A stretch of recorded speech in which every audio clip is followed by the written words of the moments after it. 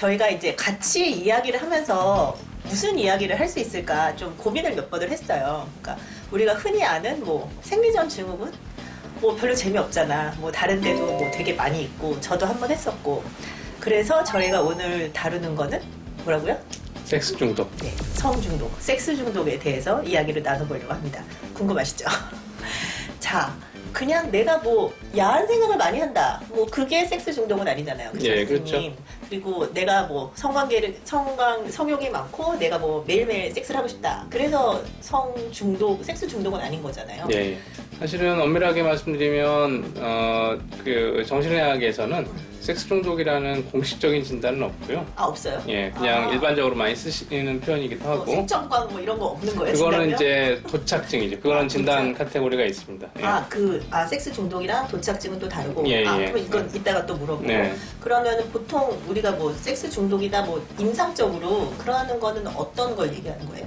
대개는 이제 일반적으로 말씀하실 때 이제 섹스 중독이라고 하는 표현들을 보면 굉장히 과도하고 좀 강박적으로 오히려 어떨 때는 우리가 강박증하고는 좀 다르지만 섹스에 지나치게 이제 과도하게 강박적으로 꽂혀 있는 것처럼 보이는 경우들을 종종 보게 되거든요.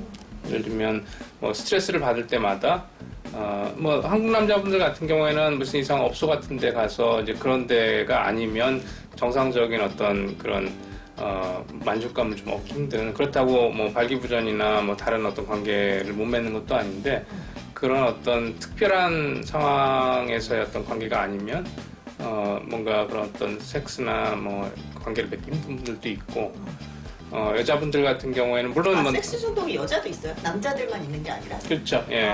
예. 근데 남자들이 상대적으로 훨씬 많긴 한데요. 여자분들 중에서도 지나치게 이제 과도하게 섹스 자체에 집착하시는 분들이 생각보다 가끔 있죠. 그러면 이게 왜 우리 강박증 생각하면은 왜 손을 막 열심히 씻고 막 그런 거를 강박증 뭐 그렇게 생각을 하잖아요. 그러면 이제 계속 내가 성관계를 해야만 하는 그런 건가요? 그렇게 그러면? 이제 보이죠. 예. 그래서 예를 들면 스트레스가 받을 때마다 그거를 섹스로 풀어야 된다든가 아니면 뭔가 마음속에 이제 뭔가 힘든 어떤 느낌들이 혹은 힘든 감정들이 느껴질 때마다 그걸 뭐 그런 어떤 업소에 간다든가 아니면 그냥 낯선 남자들 업소에 가는 건 주로 이제 남자분들이 많이 그럴 거고요. 그다음에 여자분들 같은 경우에는 이제 어떤 어플 같은 걸로 낯선 남자들하고 이제 소위 얘기해서 원나잇 같은 거를 그런 식으로 이제 해서 푸는 경우도 있고. 예. 근데 왜 이제 우리가 알코올 중독 생각하면 이제 알코올을 막 마시려고 하고 그러고 나서는 사실 술을 마셨다고 해서 내 문제가 해소가 되는 게 아니잖아요. 그렇죠. 예. 그러면 섹스 중독은 성관계를 하고 나면은 내 스트레스라든지 그런 문제점이 해결이 그것도 안 되는 거죠. 대개는 그 섹스가 끝난 다음에 이제 어떤 후회나 자책이나 보니까 내가 왜 이랬을까? 예, 무슨 현타라는 단어도 있던데요. 예, 그 이제 현타가 밀려오는 그게 굉장히 반복적으로 그러고 나서 또 다시 이제 뭔가 스트레스를 받거나 마음에 이제 어떤 그런 그 힘든 감정들이 올라오면 다시 또 그걸 반복하고 또 후회하고 자책하고 이런 경우들을 종종 볼 수 있죠. 그러니까 어쨌든 이게 문제가 해결이 안 되니까 관계를 하고 나서도 이제 뭐 이게 사랑하는 사람이랑 그렇게 관계를 맺거나 그러면 사실 이런 뭐 정신적인 뭐 만족감, 친밀감 그런 게 올 텐데 그렇지 않고 그냥 아무 상대나 예. 그렇게 해서 하고 그러면은 조금 지나고 나면 다시 또 그 관계를 반복하고 예. 막 그렇게 되는 거군요. 이런 환자들이 많이 오나요? 그 선생님이 어쨌든 저한테 이거를 토픽으로 다뤄보자 얘기하신 거는 그래도 그런 환자들이 오기 때문에 그러시는 거잖아요. 종종 있죠. 예. 그래요? 근데 섹스 중독 자체로 오시는 경우는 그러니까 내가 섹스 중독을 해결하겠다 이렇게 오시는 경우는 생각보다 그렇게 많지는 않은 것 같고요. 이제 그걸 통해서 뭐 어쨌든 당사자 입장에서는 일종의 뭐 해결을 하고 있는 셈이기 때문에 그게 온전한 해결이 안 될 수는 있어도 그냥 그 순간에 그러고 나면 뭐 또 일정 정도 그냥 기간을 또 지나가고 이제 그렇게 되기 때문에 남자 환자들 같은 경우에 있어서 이게 뭐 자기가 중독이라고 얘기를 안 할 것 같아요. 나는 그냥 되게 건강하고 뭐 성생활이 활발한 남자다라고 생각을 하지 그 병식 내가 이런 질환을 앓고 있다, 내가 이런 문제가 있다는 걸 별로 인정을 안 할 것 같은데요. 인정을 하는 경우가 많지 않죠. 예, 게다가 우리나라 또 이 사회나 문화적인 걸로 특히 남자들한테 조금 그런 게 문턱이 좀 관대하죠. 예, 그리고 뭐 이 동네만 해도 뒤에 뭐 다른 지점이나 네. 많은데 이제 그게 사회적으로 좀 많이 이렇게 관대하고 용인되는 것 때문에 또 말씀하신 대로 좀 어떤 그런 내가 뭔가 문제가 좀 있다라는 거 자각하기가 좀 어려운 부분도 분명히 있는 것 같아요. 그러면 여자들 같은 경우에 있어서는 내가 너무 뭐 문란하다는 표현은 그렇지만 이제 내가 조금 문제가 있다고 그렇게 인식을 하는 게 사실은 더 많이 있을 것 같아요. 아마도 남자들보다는 분명히 여자분들이 조금 더 그런 경향이 있는 것 같습니다. 그러면은 그런 사람들은 치료를 어떻게 해요? 그러니까 섹스 중독은 제가 보기에는 약간 어떤 현상 같아요. 표면에 있는 현상.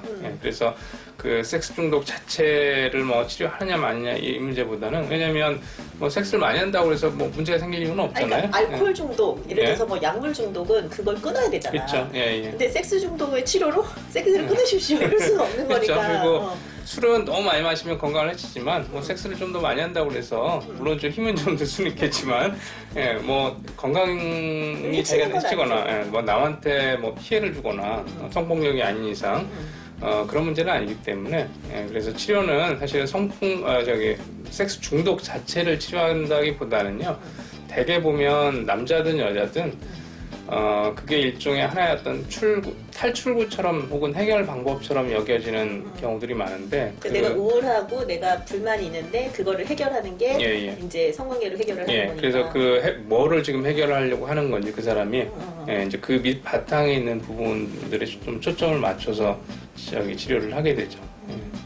그러면 주로 어떤 사람들이 그렇게 이제 성중독, 섹스 중독에 빠지게 되나요? 그러니까 뭐 남자들은 뭐 그렇다 치고 어쨌든 여자들 같은 경우에 있어서는 대개는 근데 남자든 여자든 비슷한 부분이 있는 것 같은데요. 기본적으로 내면의 어떤 그 심리적인 어떤 갈등이나 아니면 내면적으로 굉장히 좀 공허한 거, 어떤 만성적인 우울감 같은 거, 표면적으로는 우울증처럼, 그러니까 우울증의 어떤 기준에 명확하게 부합하지 않는 경우에도 아주 만성적으로 이렇게 살짝 어떤 공허감이나 우울감 같은 경우들이 깔려있는 경우들이 굉장히 많거든요. 그리고 그런 경우에 되게 보면 성장 과정에서 트라우마들이 많은 경우들이 많고요. 예를 들어서 뭐 남자든 여자든 예를 들어서 뭐 좀 다를 수는 있는데 어쨌든 내가 어디 밖에 나가서 남을 유혹을 하고 어쨌든 간에 그게 성공을 하고 뭐 성관계로 이어지면 원나잇이든 뭐 관계로 이어지면 그게 그만큼 내가 이제 매력이 있는 거고 뭐 내가 괜찮은 사람이다라는 그런 생각으로 자기를 이렇게 위로하게 되는 거죠. 근데 그러고 나서는 그렇게 했는데 그 남자가 다시 연락을 안 하거나 그러면 다시 더 이제 자존감이 떨어지고 그렇게 되지 않을까요? 되게 말씀대로 이제 자존감 문제도 많이 있기 때문에요. 기본적으로 낮은 자존감을 우리가 어쨌든 그런 걸 통해서 보상할 수는 없기 때문에 결국에 계속 악순환되는 거죠. 빗 빠진 독에 물 붓기처럼 밖에서 내 마음 안에 뭔가 빈 구멍이 있는 거를 이제 그 밖에서 어떤 그런 자극적인 걸로 말하자면 채우는, 물론 그걸 의식적으로 뭐 내가 이걸 채우겠다 하지는 않지만 몸이 그런 식으로 자동적으로 반응을 하는 거고요. 말씀하신 대로 그게 성공적일 수가 없는 거죠.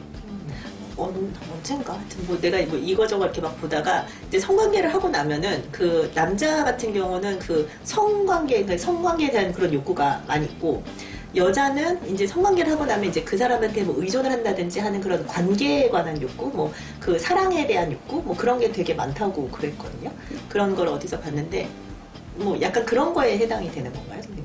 예, 뭐 남자든 여자든 비슷할 것 같아요. 근데 그게 표면적으로 드러나기에는 조금 달라 보이는데 결국에 말씀하신 부분이 정확하게 맞을 것 같고요. 그리고 여자분들의 또 당연히 해당이 되고 남자분들도 그런 행위 자체에만 집착하는 것처럼 보이는 경우에도 대개 보면 결국에 이제 그 관계에서의 문제, 그다음에 상대방하고의 어떤 정서적인 만족감, 이런 부분들이 사실 굉장히 중요한데, 아니면 자기 남성으로서의 어떤 그런 정체성 같은 거, 이런 부분들이 굉장히 많이 작용을 하는데, 다만 이제 남자분들은 그런 감정적인 거가 자기 마음 안에서 작용한다라는 거, 되게 그거를 인지를 못하거나 아니면 그거를 인지하고 싶지 않거나 그런 경우들이 훨씬 많은 것 같고요. 그래서 이제 겉으로 보기에는 그런 게 어떤 정서적인 문제가 그렇게 많이 관여되지 않는 것처럼 보일 수도 있는데, 좀 심리적으로 깊이 들어가 보면 결국에 남자들도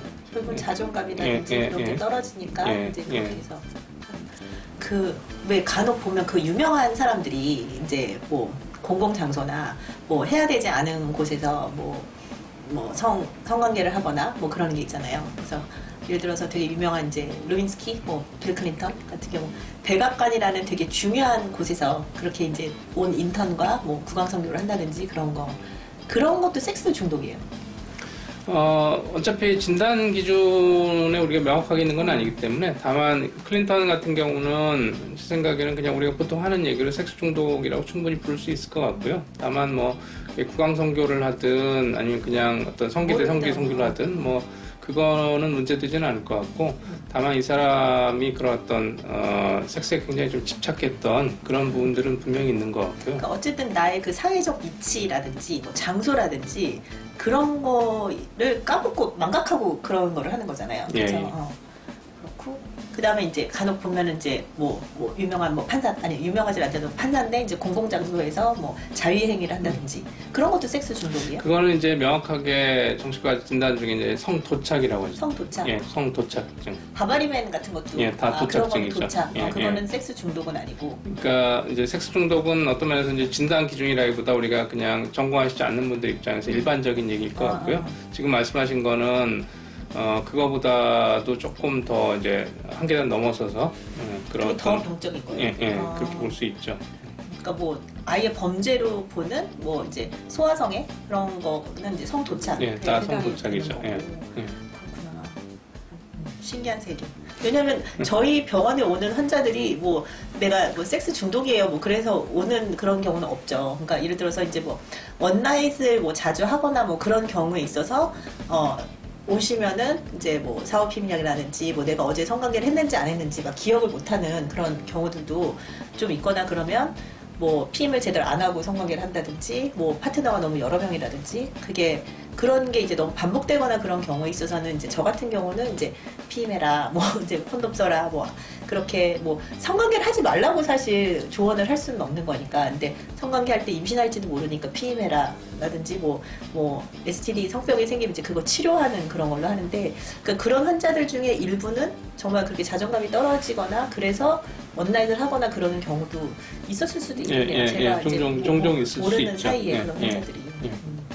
그 청소년들 같은 경우에는 조금 더 흔히 나타나는데요. 청소년들도. 그러니까 예를 들면 이제 청소년들은 뭐 성인만큼 이제 성관계 쉽지가 않으니까 주로 이제 자위하고 관련된 경우들이 많고요. 특히 뭐 여자아이들도 뭐 마찬가지긴 한데 특히 남자아이들 이제 자위를 강박적으로 하는 경우들이 있어요.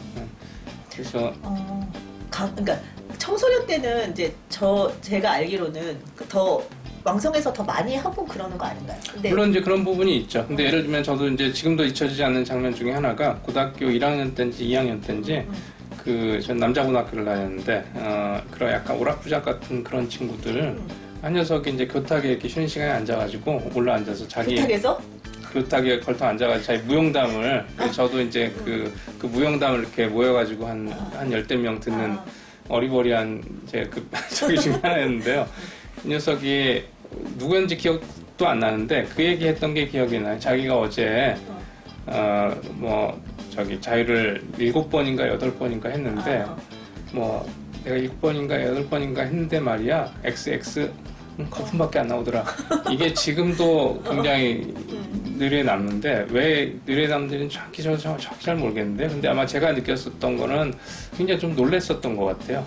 저게 7번, 8번도 가능하구나. 왜냐면 연달아서 그리고 그때 아마도 뭐 정신과 그때 조금 뭐가 있었을 것 같은데요. 그 순간에 이제 그게 어떤 즐겁고 좋은 느낌보다는 뭔가 이렇게 힘든 느낌으로 다가오더라고요. 그래서 돌아보면 정신과 의사도 하고 이제 정신분석 공부하면서 느끼는 거는 그 친구가 문제가 뭐였는지 모르겠지만 굉장히 심한 어떤 심리적인 갈등이나 아니면 어떤 심리적인 어떤 결핍이나 이런 부분들이 이제 사춘기 어떤 굉장히 혼란스러운 부분하고 맞물리면서 그 일종의 이제 저희가 채널링이라고 표현하기도 하는데 그 채널 이렇게 통로 통해서 이렇게 딴 길로 이렇게 새는 그래서 근데 깔때기처럼 이렇게 그거를 이렇게 내보내 김을 빼듯이 그렇게 김을 빼는 것 중에 하나가 이제 그 일종의 이제 자유 중독인 셈이죠. 그게 뭐 내용은 조금 다르지만 섹스 중독도 지금 말씀드린 이런 원리는 비슷할 것 같아요. 예를 들면 주사 맞을 때 우리가 한쪽 엉덩이 아프면 다른 엉덩이 때려서 잊게 하는 것처럼 굉장히 강렬한 어떤 자극을 줘서 어떤 내적인 갈등이나 고통을 순간적으로 좀 잊어버리는 거죠. 근데 그러고 나서는 그 다음에 주사 맞은 데가 아프잖아요. 예, 맞아요. 그러니까 결국은 그게 남아 있는 거죠. 그 친구분 지금 어디서 뭐 하고 계신지 저도 궁금하네요. 궁금해요. 잘 그냥 건강하게 잘. 오늘은 강은호 원장님과 함께 좀 흥미로운 주제, 섹스 중독, 성 중독에 대해서 알아봤습니다. 우리가 생각하는 그냥 성욕이 많은 거, 왕성한 거, 그 다음에 뭐 성관계를 자주 하는 거, 그거랑은 상관없이 그거보다는 더 이제 좀 문제가 있는 거를 이제 섹스 중독이라고 얘기한다는 걸 알게 되었고요. 대개는 기본적으로 내가 자존감이 낮거나 뭐 사랑받고 싶어하는 욕구, 뭐 인정받고 싶어하는 욕구, 뭐 그런 게 내재되어 있는 거기 때문에 그런 마음의 치료가 좀 필요한 질환인 것 같습니다. 다음에 또 저희 정신과 선생님과 함께 또 흥미로운 주제로 다시 또 찾아뵙겠습니다.